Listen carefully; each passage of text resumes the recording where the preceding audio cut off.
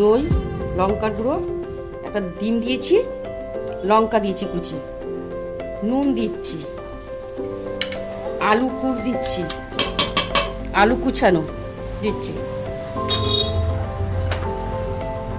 বেসন দিচ্ছি, হলুদ দিলাম, গরম মশলা গুঁড়ো দিলাম, আদা রসুন দিলাম, কর্নফ্লাওয়ার দিলাম, সুজি দিলাম, এবার মাখলাম।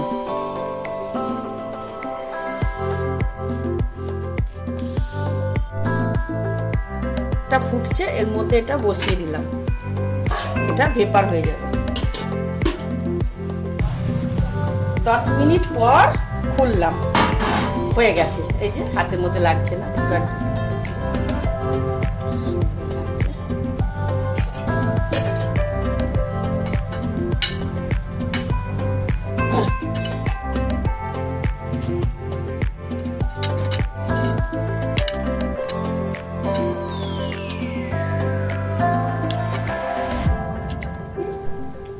পিস পিস করে কাটলাম, কেটে এবার তেলের মধ্যে ভাজলাম।